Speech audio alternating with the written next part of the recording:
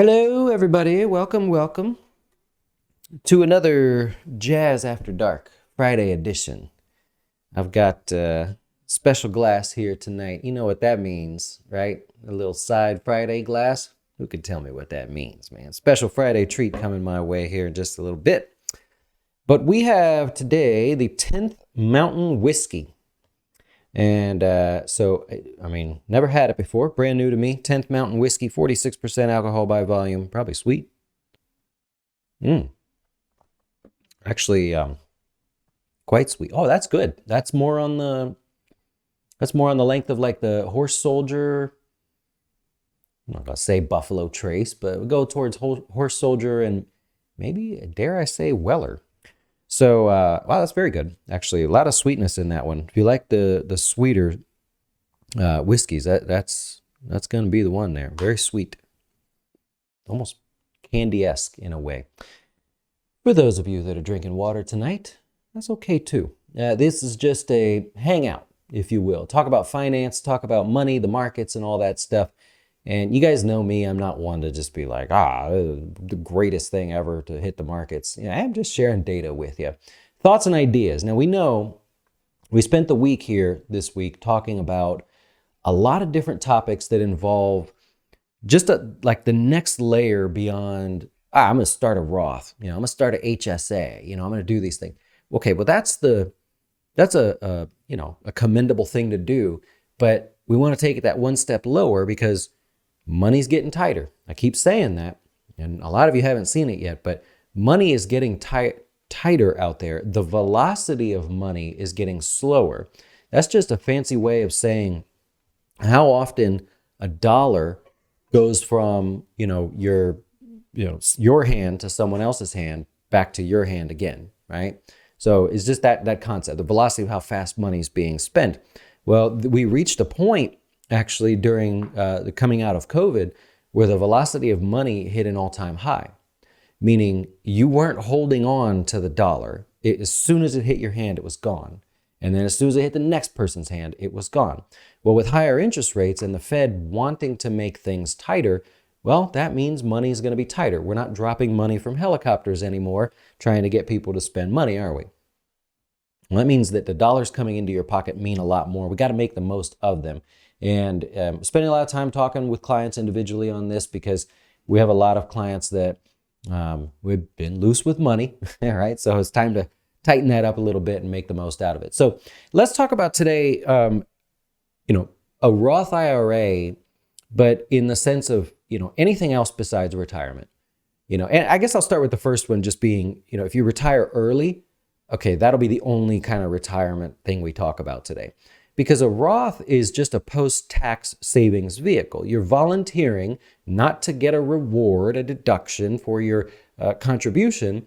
In exchange for not getting that reward when you put money in, the IRS says, we just won't tax you anymore. Go do what you can do with it, make the most you can, and we won't tax you anymore. There is no reason that it has to be 100% retirement. There are certainly qualified reasons that you must follow or you get in trouble. But I want to talk about that second layer of the Roth today. So the first one would be if you're trying to retire early. 59 and a half at the moment is the age where you can start withdrawing from your Roth IRA with no strings attached. There is the 5-year rule, but that's only if you're like 58, you put money in and then it grows. Well, the growth you can't touch for 5 years. That's a common misconception there. If you're 42, and that's the example I'm going to use today, if you're 42 and you put $1,000 in and 6 months from now you change your mind and say, that was a big mistake, I need to go do something else, you just take the $1,000 out. There's no way you should be locked into that. There's no penalty. There's no tax. If the $1,000 grew to $2,000, well, first of all, congratulations. But now if you touch the gains, now that's where the IRS says, well, you haven't been taxed on that yet. We'd like our tax money on that. And because you broke the rule, we'd like a penalty as well. So let me show you something here. This is why I bring this up. Since we're just hanging out today, we got time to kind of talk about this. This is our new retirement planner. We just launched it for clients. We built it. It's not like a software you can buy or anything. We build everything in-house. But what I want to show you, don't worry about the function and all this if you're a little bit confused by it. I just want to review what we talked about in our Wine and Wealth class, We're pretending this is Louis Armstrong. Yeah, looking good over there on the left, Louis, nice. And we're saying he wants to retire at 61. He's currently 42. So that means that he wants to retire in 19 years, and we have an income amount. Let's go through it real quick. So retirement age 61, length of retirement, in other words, when's he going to die, right? 20 years, so he'll be 81 going on his 82nd year. He already has $200,000 saved up, probably in a 401k or something. He's expecting 7.5% returns. He makes $150. He expects a little raise there. He saves 5% into a company plan. They match 100% up to 5%. He saves $6,000 here at Jazz Wealth, and he saves $1,000 in HSA or something, right? Just extra savings. He wants to live on $75,000 a year, currently makes $150. He expects to earn somewhere around he expects to earn 5.5% in retirement returns. He expects inflation to be 3%. We can adjust that as well. All of this is adjustable. He's going to expect him and his wife to get about $30,000 in Social Security or income, royalties, just, sales of his records or whatever it is. He'll make about $30,000 a year. And that'll start at age 67, so not right away. Right? So we'll just pretend that's Social Security and he's going to wait to 67. And he expects that to increase by 3% a year, in other words, offsetting inflation. Social Security typically keeps up with inflation most of the time. And he said, well, I've got about $100,000 in an asset that I will sell, and I will use that for retirement as well. And so look at what we found. I'm not going to spend time on this tonight with you unless you like it or something, but we found that he wants to retire for 20 years. We need to cover 20 years of income. That's $75,000 a year. We've calculated that he can live 20.8 years. In other words, he's saving too much. So he could make some choices here. He's saving $6,000 here at Jazz. He can lower that to $47.73. Or he's saving 5% at work, he could lower that to 4.6, right? What does that do?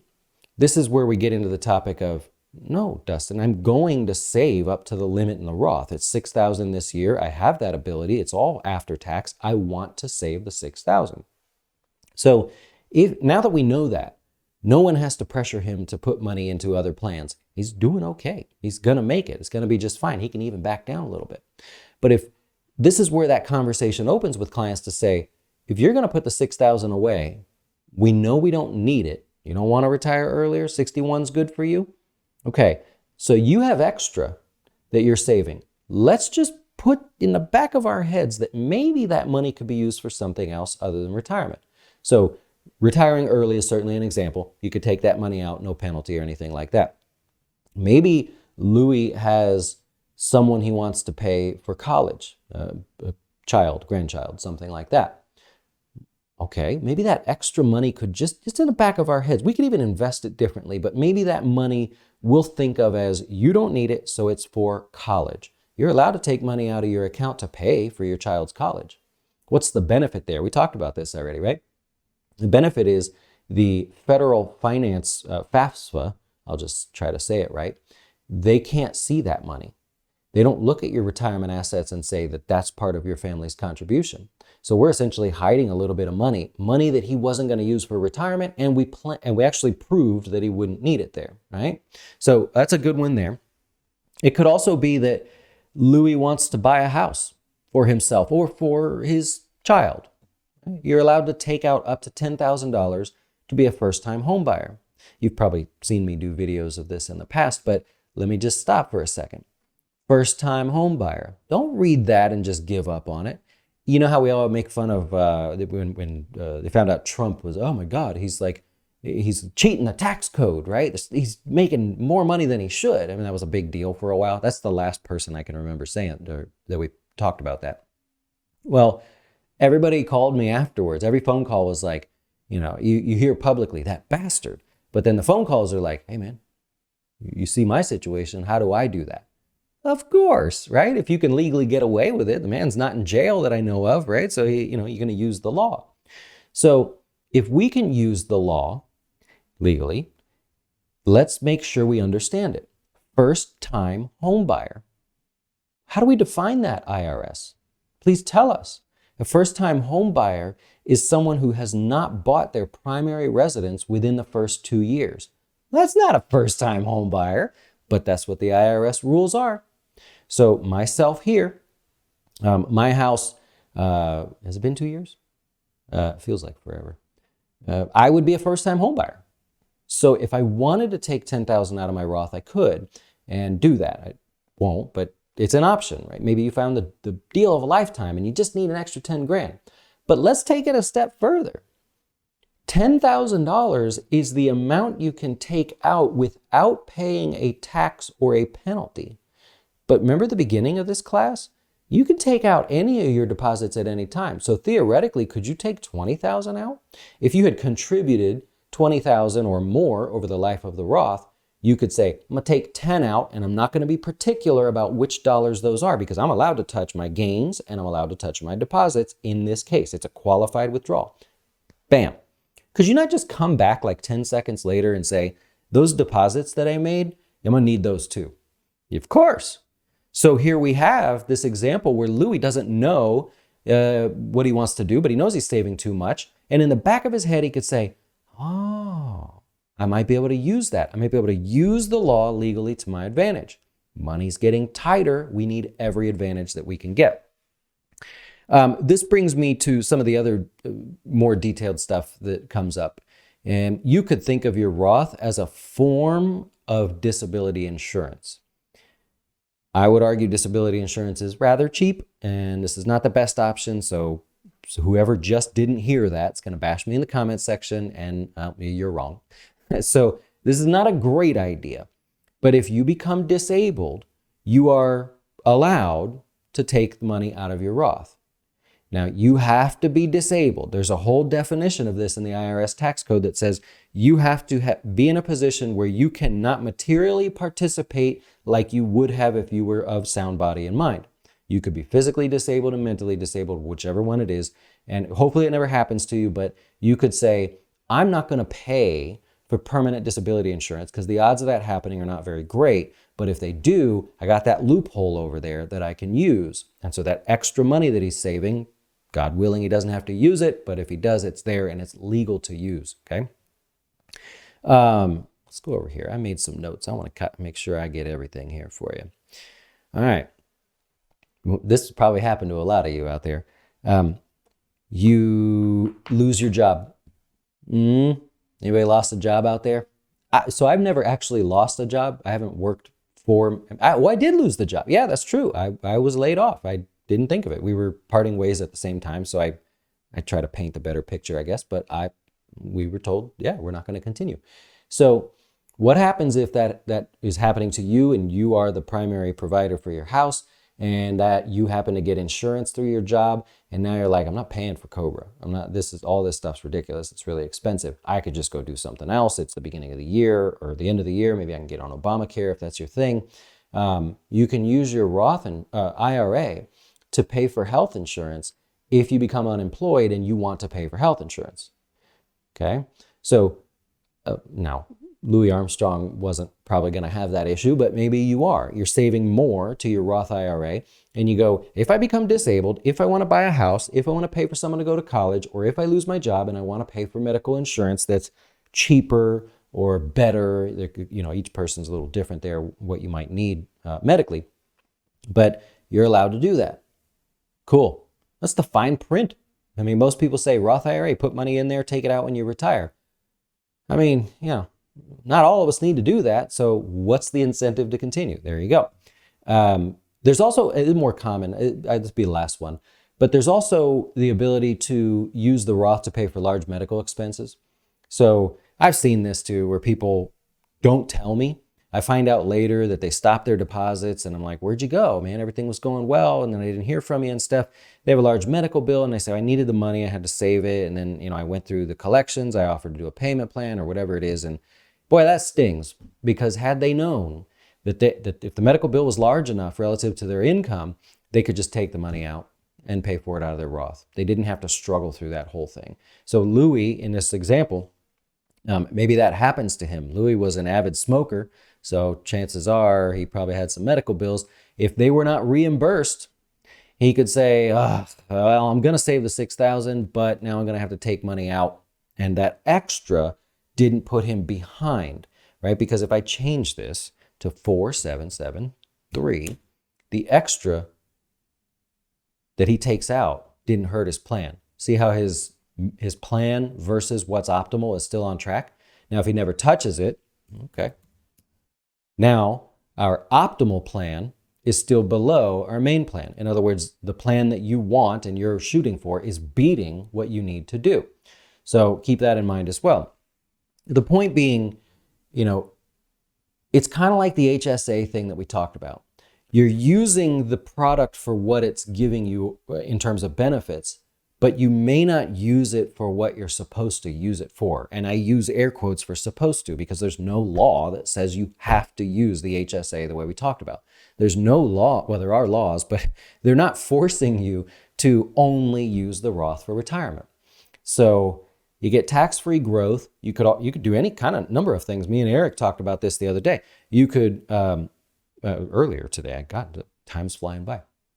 You could decide down the road that part of your Roth IRA is going to be self-directed, and you're going to invest in a small business, or you're going to buy shares of your own company and then sell it one day and have all the Peter Thiel method.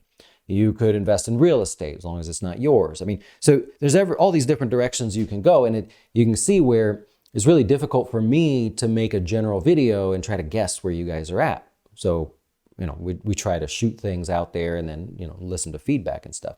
The point being, there are lots of Roth IRA strategies that are other than retirement that you at least want to consider. Now, if you're not saving enough, just stop. Come back to this video once you know your number. That's the biggest thing for me, is to make sure people know their number. I do not want you saving more for retirement than you need to.